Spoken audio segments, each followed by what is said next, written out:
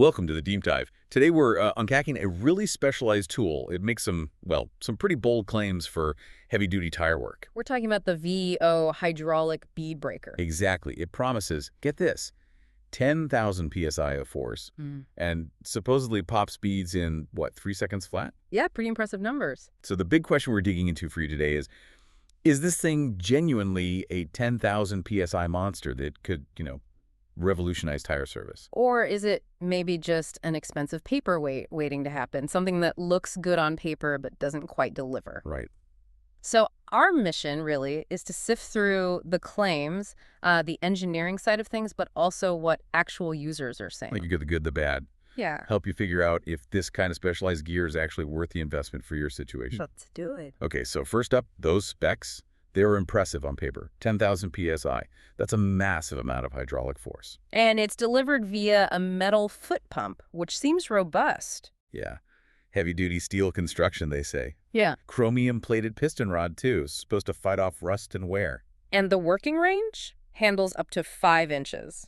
With special feet and claws designed, apparently, not to damage aluminum rims. Which is important for those big, expensive wheels. Definitely. So it's clearly aimed at the big stuff. Yeah. Tractors, trucks, buses.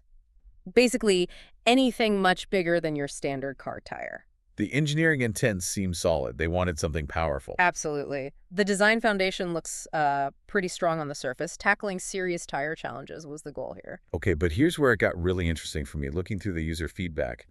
Portability. Yes. People are actually saying it works without needing an air compressor.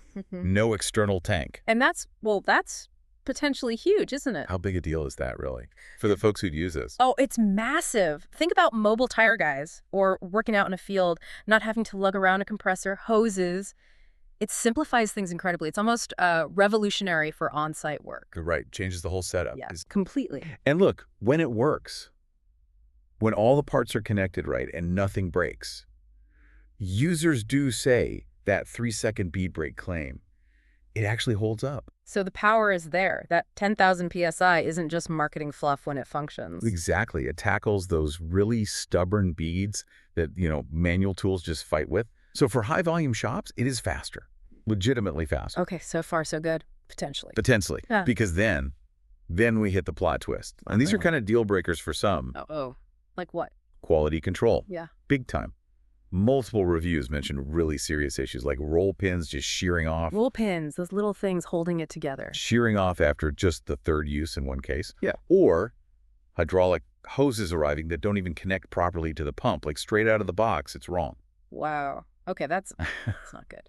How does something with that kind of engineering potential fall down so badly in the basic assembly or parts quality? It's a real head scratcher. Mm-hmm. Seems like a disconnect between the design idea and the actual manufacturing, maybe. It introduces a huge amount of unpredictability.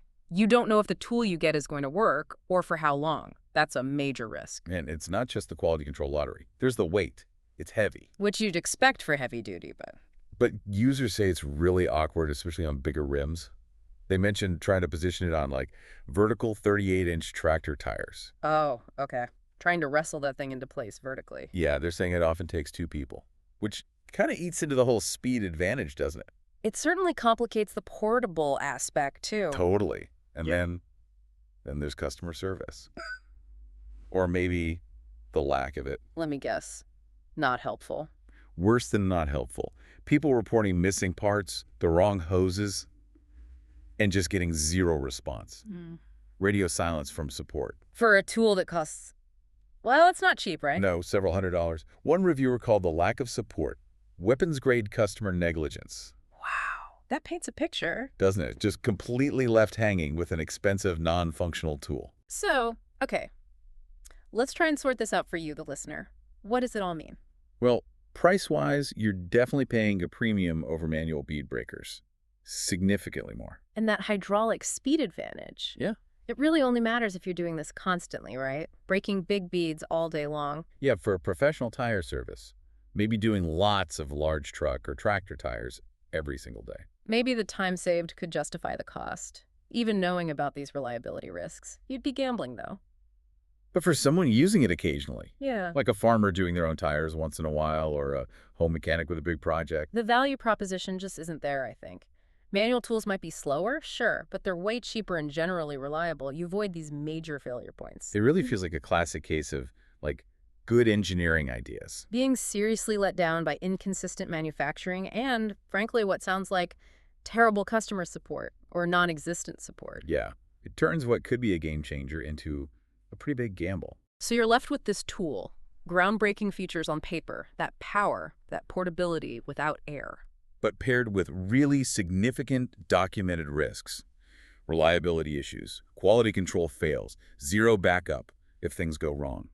Our deep dive really highlights this tension. You have to weigh that potential efficiency boost against the very real frustrations and costs other users have faced. So the final thought we want to leave you with is this. Yeah. When you're looking at specialized high-performance equipment like this, How much is that cutting-edge performance actually worth to you if consistent quality and dependable support aren't guaranteed as part of the deal?